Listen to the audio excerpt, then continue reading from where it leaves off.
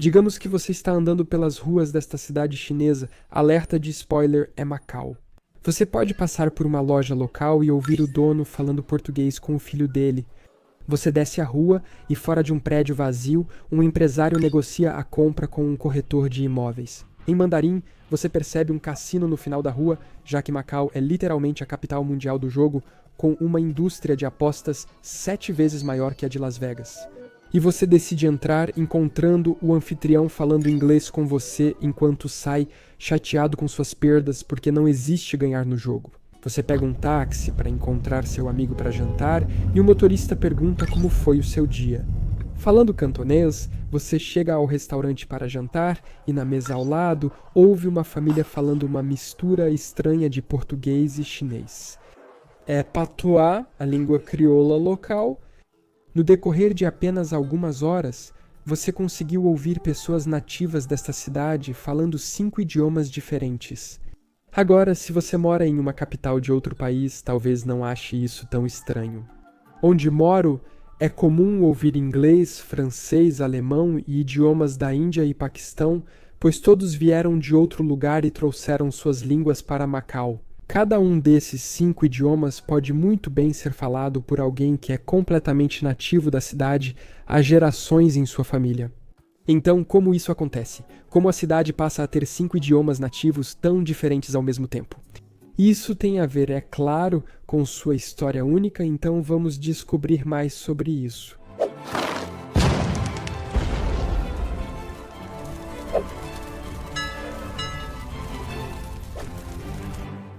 Acho que a melhor maneira de fazer isso é simplesmente passar pela história de Macau.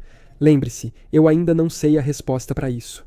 Eu descobri esse fato divertido sobre a língua relacionado à cidade há pouco tempo, então vou aprender junto com você enquanto assistimos a isso. Acredito que, como 5 línguas diferentes são faladas, elas foram introduzidas em algum momento. Vamos começar pela história da cidade, ou melhor, pela presença humana, embora isso não seja tão relevante. Há registros de presença humana datando de cerca de 6.000 anos atrás, mas a relevância linguística começa durante a incorporação imperial chinesa. Por volta de 200 a.C., a região integrou a província de Guangdong da dinastia Qin.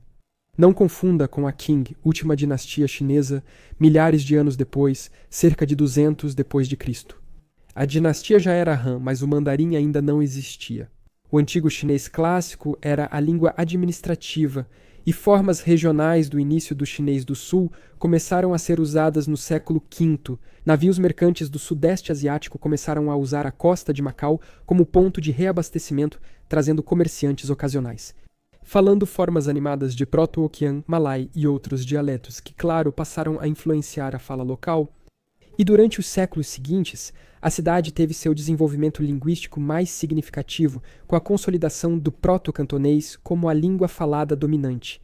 Ela nasceu da antiga fala local, misturada com um pouco de chinês clássico e pegando emprestadas palavras e expressões daqueles que chegaram do restante do sul da Ásia.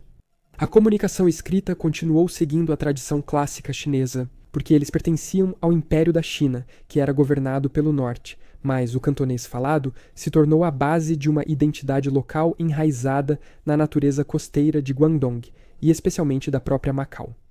E a menção a Guangdong, a maior província a qual Macau pertence, é importante porque o cantonês se desenvolveu e é falado lá. Não é a língua apenas da cidade, é a língua desta parte do sul da China. Com o tempo, vários eventos históricos fizeram pessoas da região maior migrarem para Macau. E isso reforçou o uso do cantonês lá, como em 1277, quando cerca de 50.000 refugiados fugiram da conquista mongol, que vinha do norte, aumentando o peso demográfico dos falantes de cantonês. Durante a dinastia Ming, entre 1368 e 1644, mais migrantes de Guangdong e até mesmo da província de Fujian chegaram, alguns falando Hokkien, mas as comunidades marítimas integradas falavam cantonês novamente. Isso reforçou esse domínio linguístico. Então, desde muito cedo, podemos dizer que o cantonês foi a primeira língua de Macau, pelo menos desde o século XIV. Ela mantém esse papel continuamente até hoje, tornando-se a mais antiga das 5 línguas de Macau. Desde 1513, com a chegada de Georges Alvars ao delta do Rio das Pérolas, portugueses passaram a explorar a região. Exploradores como Jafael Pestrilo negociaram brevemente em Guangzhou em 1516 e Tumipirge liderou uma embaixada formal em 1521, mas foi rejeitada no início. Vários confrontos se seguiram, como a Batalha de Tunmen em 1521 precisamente, e a Batalha de Sinquan em 1522 durante a dinastia Ming. As forças repeliram as tentativas dos portugueses de forçar o comércio com os locais, mas a pressão comercial persistiu. Os portugueses eram novos na região e estavam estabelecendo uma forte presença comercial até mesmo na Indonésia e no Japão, e, claro, queriam fazer o mesmo na China. Em 1549, as relações melhoraram o bastante para os portugueses operarem a partir das ilhas Changwon e Lampacao. Em 1554, um acordo informal permitiu o comércio regulado. E, finalmente, em 1557, Portugal conseguiu estabelecer um assentamento permanente no que hoje é Macau, pagando um aluguel anual de 500 taéis de prata. Nesse momento, o português torna-se pela primeira vez uma língua local, falada só por algumas centenas de marinheiros, comerciantes e clérigos portugueses. Ela coexistia com o cantonês. Os residentes chineses continuaram a falar cantonês, o português tornou-se apenas a língua da administração e do comércio externo. E nas igrejas católicas, pelo menos no início, os missionários converteram os locais. Eles faziam isso em latim ou português e ensinavam a língua para esses novos cristãos locais. Ao mesmo tempo, o fato de os portugueses terem governado a cidade por quase 500 anos fez diferença. Lembre-se de que Portugal só devolveu Macau para a China em 1999. São mais de 4 séculos, com o português sendo a língua da administração local e com portugueses migrando para viver lá. Ainda existem vestígios de monumentos portugueses, nomes de ruas. É realmente interessante e isso faz de Macau uma cidade única dentro da China. Então agora temos o cantonês e o português como os dois principais idiomas da cidade. E é justamente através da permanência do português que um terceiro idioma surgiria, o patuá. Ele começou a surgir por volta de 1600 como uma língua crioula, que, se entendi corretamente, é basicamente o conceito de duas línguas se misturando para criar uma terceira. É basicamente o resultado dessas duas. Com poucas mulheres europeias, colonizadores portugueses casavam-se com chinesas locais. Seus filhos viviam entre dois mundos. O português do pai dominava igreja e comércio, e o cantonês da mãe influenciava o cotidiano. Além disso, as redes marítimas asiáticas trouxeram mais influências malaias pela ligação de Macau com Malaca, também conquistada por Portugal em 1511. No início do século XVII, essa fala mista se estabilizou no patuá macaense, um crioulo de base portuguesa enriquecido pela estrutura do cantonês e pelo vocabulário do malaio, além do singalês e mais tarde do espanhol. Até mesmo trechos de inglês que vieram de outros comerciantes de passagem. E assim, por volta de 1600, Macau se torna o lar de 3 línguas: cantonês, a base da identidade local, português, a voz colonial, comercial e religiosa, e o patuá, falado em lares mistos. Na verdade, é a primeira língua e a única que é exclusiva de Macau. O próximo período foi o da União Ibérica para Portugal. Durante o governo conjunto de Filipe II da Espanha sobre as coroas portuguesa e espanhola, Macau prosperou economicamente. O comércio entre China e Japão, China e Goa, e através do Pacífico até Manila espanhola trouxe enormes lucros. Em 1587, Filipe tornou Macau uma cidade. As instituições católicas cresceram muito rápido, e jesuítas e dominicanos fundaram igrejas e escolas. O português e o latim se consolidaram na educação formal e na vida da igreja. Macau foi um assentamento crucial para os planos de colonização espanhola. Gravei um vídeo sobre isso. Eles tinham um plano bem louco de conquistar toda a China, assim como fizeram na América, e Macau era meio que o ponto de partida para esse processo de conquista. Mas de qualquer forma, apesar disso, o cantonês continuou sendo amplamente dominante entre a população local. Os portugueses nunca passaram de cerca de 1.200 entre uma população de 26 mil pessoas, em 1640. Quando Portugal recuperou sua independência da Espanha naquele ano, sua influência no leste asiático começou a diminuir.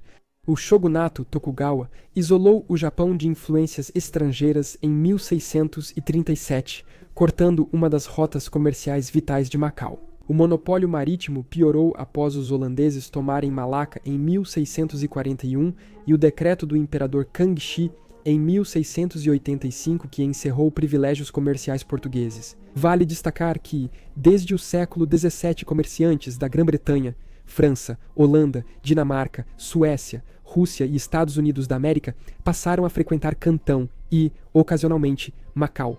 Embora línguas como francês, holandês e inglês tenham entrado nesses ambientes comerciais, a vida multilingüe local ainda girava em torno do cantonês, português e patuá, mas o inglês estava à espreita no horizonte, esperando uma oportunidade. E assim veio a ascensão da cidade vizinha de Macau, Hong Kong, que, como você provavelmente sabe, também foi governada por europeus durante séculos. O Tratado de Nanquim de 1842 cedeu Hong Kong aos britânicos. Seu porto de águas profundas desviou o grande tráfego comercial de Macau, e agora um número crescente de pessoas viajava entre as duas cidades. E o inglês começou a surgir em Macau como a língua prática dos negócios e do transporte marítimo, substituindo parcialmente o português.